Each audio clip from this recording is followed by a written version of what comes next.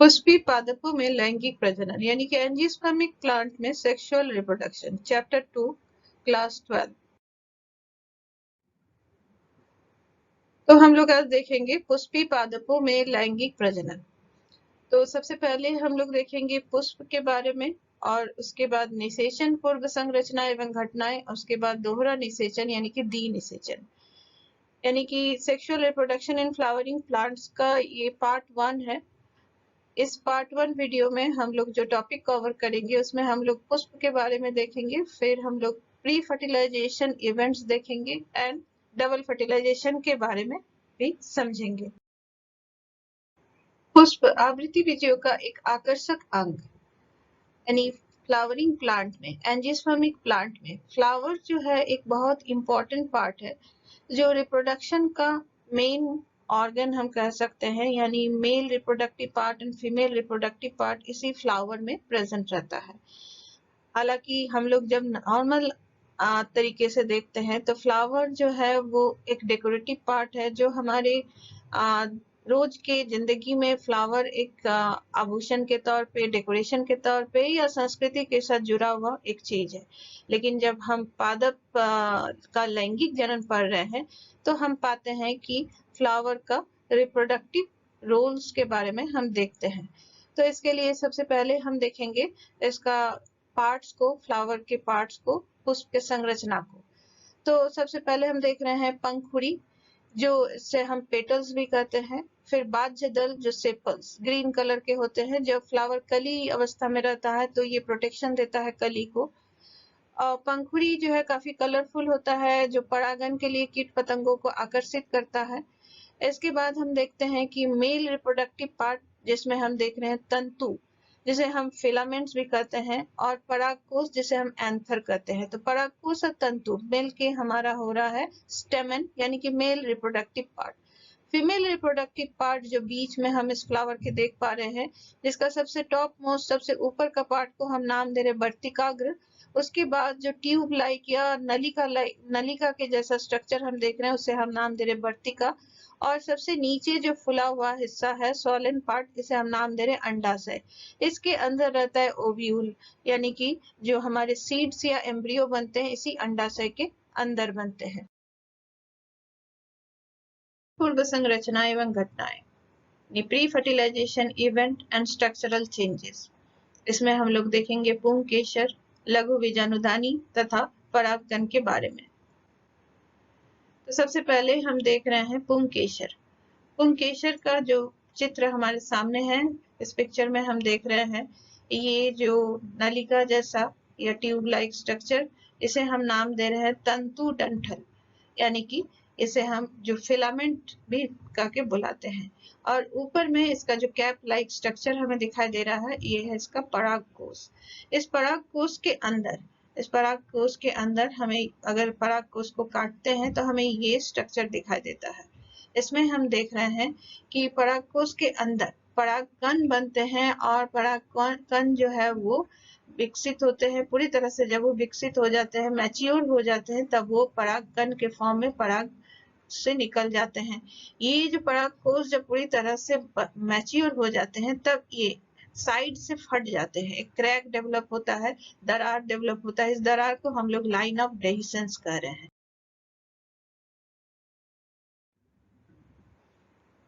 लघु बीजाणु जनन। लघु बीजाणु जनन में हम देख रहे हैं माइक्रोस्पोरोजेनेसिस। माइक्रोस्पोरोजेनेसिस यानी कि पॉलन ग्रेन बनने का प्रोसेस को, माइक्रोस्पोर बनने के प्रोसेस को हम लोग नाम दे रहे हैं लघु बीजाणु जनन या माइक्रोस्पोरोजेनेसिस। माइक्रोस्पोरोजेनेसिस जिस जगह पे हो रहा है उसे हम कहते हैं माइक्रोस्पोरेंजियम।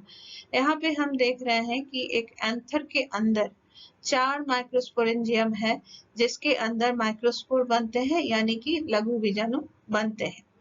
और इस हर माइक्रोस्पोरेंजियम को बाहर तरफ से 4 लेयर्स ऑफ सेल्स हमको दिखाई दे रहा है।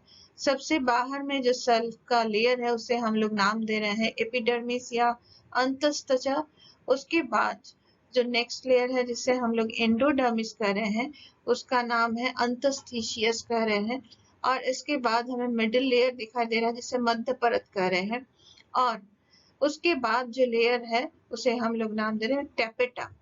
और टेपेटम के बाद जो सेल्स है वो है लघु बीजाणु मातृ कोशिका यानी कि पॉलन मदर सेल्स, जो म्यूटिकली डिवाइड करेगा या अर्धसूत्री विभाजन से विभाजन करके हैप्लॉइड यानी अर्धगुणसूत्र वाले पॉलन ग्रेन्स को बनाएंगे, परागकण को बनाएंगे। और ये जो परागकण बनने के प्रोसेस में ये टेपेटम लेयर जो है इसके सेल्स जो है वो पोषण देगा यानी कि न्यूट्रिशन देगा। जो परागकण का बन रहे हैं ये परागकण बनते हुए परागकण को ये पोषण पहुंचाएगा। तो ये हमारा जो नीचे का डायग्राम है इसमें हम देख रहे हैं ये दोनों माइक्रोस्पोरेंजियम, दोनों तरफ के दोनों माइक्रोस्पोरेंजियम जो मैच्योर कर गए हैं और ये बस्ट कर रहा है और पॉलन ग्रेन्स जो है यानी कि परागकण जो है वो बाहर आ रहे हैं। इस हिसाब से जब परागकण जो बन रहे हैं तो परागकण को अगर हम बाहर से देखते हैं तो इस तरह का हमको डायग्राम दिखता है। जो बाहर से ये काफी टफ होता है और इस क्योंकि ये थोड़ा प्रोटेक्टेड रहता है और ये परागन के माध्यम से पहुंचता है हमारे वर्तिकाग्र पे यानी कि स्टिग्मा तक ये पहुंचता है।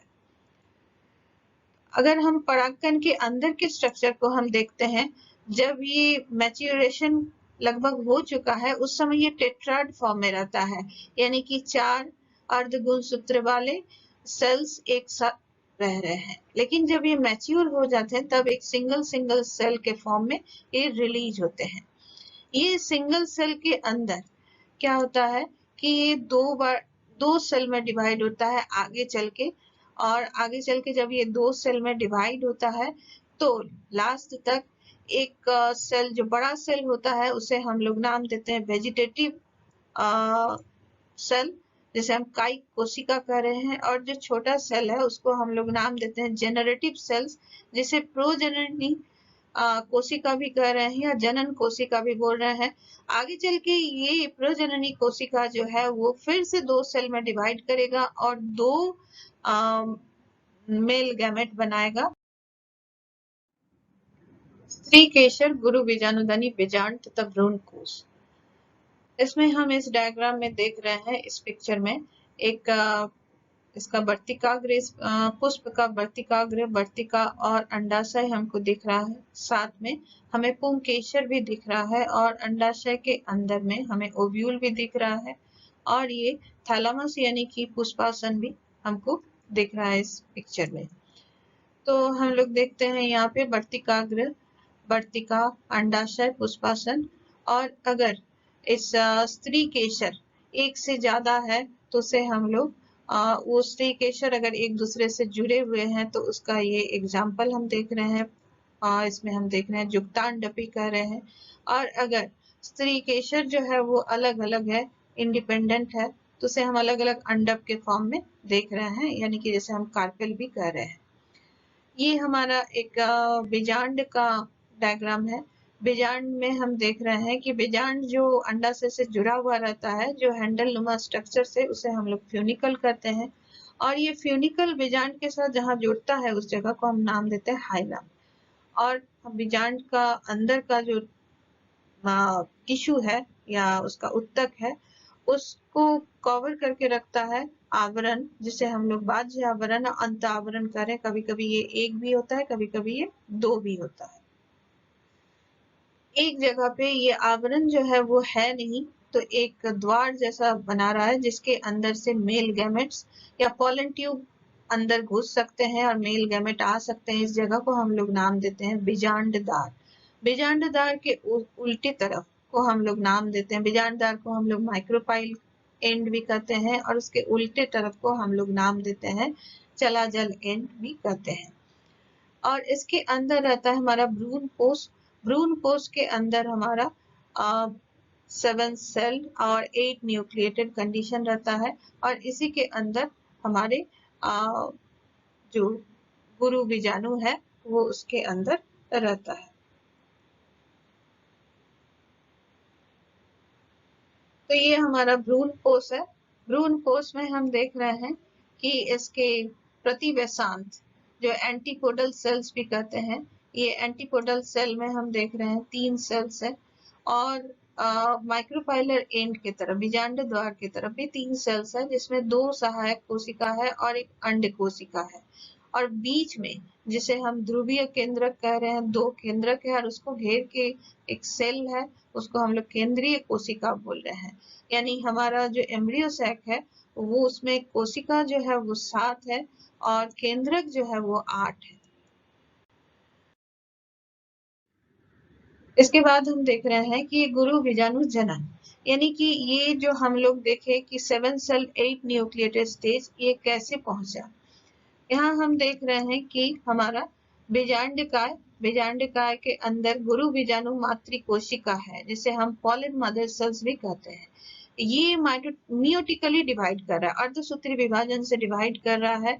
सबसे पहले मियोसिस 1 से एक सेल से 2 सेल्स बने, जिसे हम गुरु बीजाणु द्वितीयक कह रहे हैं। और ये फिर और एक बार विभाजन करके ये 4 कोशिका के कंडीशन में पहुंचता है, इसे हम गुरु बीजाणु चतुष्टक कह रहे हैं। ये चारों सेल्स जो है वो हैप्लॉइड है, लेकिन चारों में से 3 सेल जो है वो डिजेनरेट हो जाएंगे, नष्ट हो जाएंगे, और एक सेल जो है वो फंक्शनल मेगास्पोर बनाएगा। और इसमें हम देख रहे हैं एम्ब्रियोसेक, फंक्शनल एम्ब्रियोसेक बनाएगा। ये जो एम्ब्रियोसेक के जो न्यूक्लियस था, ये न्यूक्लियस 3 बार डिवाइड कर रहा है। सबसे पहले 1 से 2, 2 से 4 और 4 से 8 बनता है, और फिर 4 के झुंड में 2 ध्रुव में चले जा रहे हैं। उसके बाद 3 केंद्रक दोनों ध्रुव में रहते हुए एक एक केंद्रक ध्रुव से आके मिडिल में आ गया, बीच में आ गया। ये 3 केंद्रक जो चलाजल एंड में था उसे हम लोग नाम दिए प्रतिवेशांत, और जो माइक्रोपाइलर एंड में यानी कि बीजांड द्वार के तरफ जो थे उसे हम लोग, उसमें से 2 जो है सहायक कोशिका बने और एक जो है अंड कोशिका बने। बीच में जो ध्रुवीय केंद्रक थे, पोलर न्यूक्लियस थे, उसके चारों तरफ साइटोप्लाज्म बने और साइटोप्लाज्म घेरे सेल वॉल सेल मेम्ब्रेन बने, लेकिन ये एक ही सेल बने, 2 सेल नहीं बने। यानी एक सेल के अंदर 2 न्यूक्लियस रहे, तो इस सेल को हम लोग नाम दिए केंद्रीय कोशिका, सेंट्रल सेल। और इसके अंदर जो न्यूक्लियस है या न्यूक्लियस है उसे हम लोग नाम दिए पोलर न्यूक्लियस। तो इस हिसाब से हम देख रहे हैं कि कैसे मेगास्पोरोजेनेसिस हो रहा है। हम देखेंगे पौधों में परागन। पौधों में परागन यानी कि pollination, transfer of pollen grain from anther to the stigma, यानी कि परागकण जो है वो परागकोश से वर्तिकाग्र तक पहुंचने के प्रोसेस को हम लोग 2 भाग में डिवाइड कर रहे हैं, self pollination and the cross pollination. Self pollination को हम लोग 2 भाग में कर रहे हैं, ऑटोगैमी, गिटनोगैमी। यानी कि सेम फ्लावर में होगा तो ऑटोगैमी, और different flower of the same plant है तो इसे गिटनोगैमी। क्रॉस पॉलिनेशन या जीनोगैमी जो है वो दूसरे फ्लावर के दूसरे प्लांट के दूसरे फ्लावर में हो रहा है। तो ये 2 फैक्टर से हो सकता है, एबायोटिक फैक्टर और बायोटिक फैक्टर। एबायोटिक फैक्टर में आ जा रहा है निर्जीव चीजें यानी कि हवा, पानी, विंड एंड वाटर, और बायोटिक फैक्टर में आ जा रहा है insect, bats, snails and birds. तो इसी में हम देख रहे हैं कि इस डायग्राम में अगर सेम फ्लावर में हो रहा है तो सेल्फ पॉलिनेशन, सेम प्लांट के अदर फ्लावर में हो रहा है तो भी सेल्फ पॉलिनेशन, लेकिन दूसरा प्लांट में अगर पॉलिनेशन हो रहा है, this is the cross pollination. इसके बाद हम पॉलिनेटिंग एजेंट्स देख रहे हैं। बायोटिक में हम देख रहे हैं बर्ड्स, इंसेक्ट्स, बैट्स, और एबायोटिक में आ जा रहा है विंड एंड वाटर।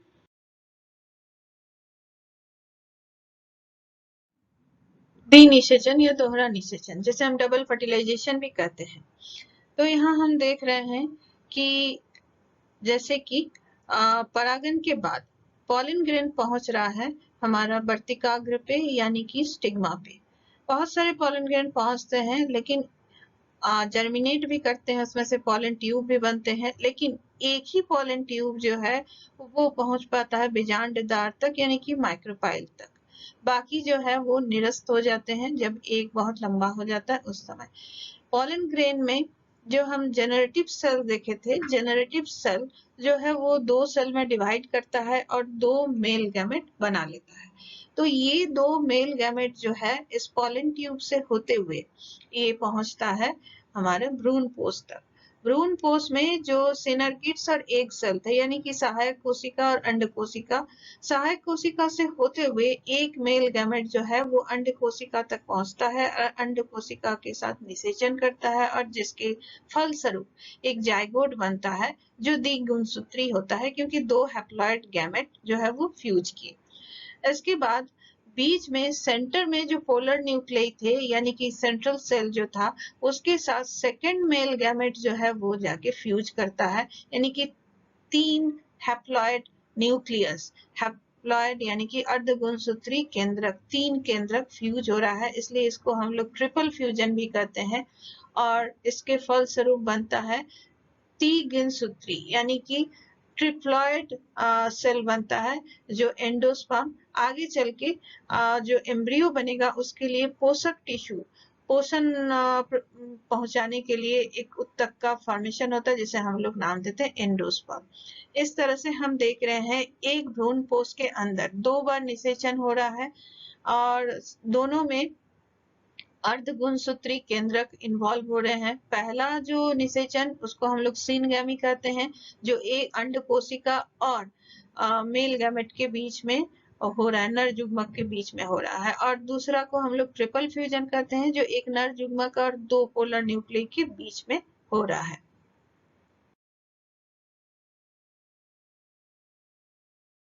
इसके बाद हम देख रहे हैं द्विनिषेचन के पश्चात बीजांड में होने वाले परिवर्तन। सबसे पहला परिवर्तन यह है कि जो आउटर इंटेगुमेंट था, बाह्य अध्यावरण जो है वो टेस्टा, बीज का बीज जोल में कन्वर्ट होता है, और उसके बाद इनर इंटेगुमेंट जो है वो टेगमेन यानी कि अंत कवच में कन्वर्ट होता है।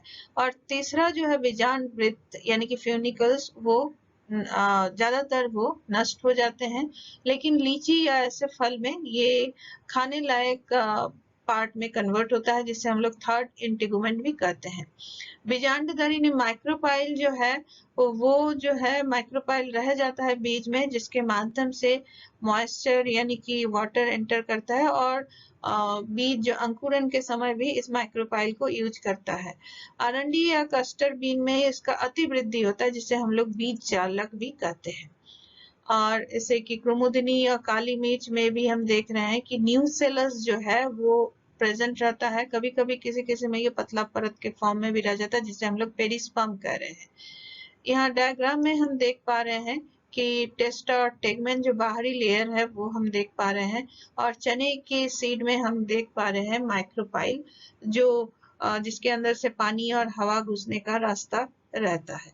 तो ये हो गया हमारा लैंगिक जनन फ्लावरिंग प्लांट्स में, यानी कि पुष्पीय पौधे।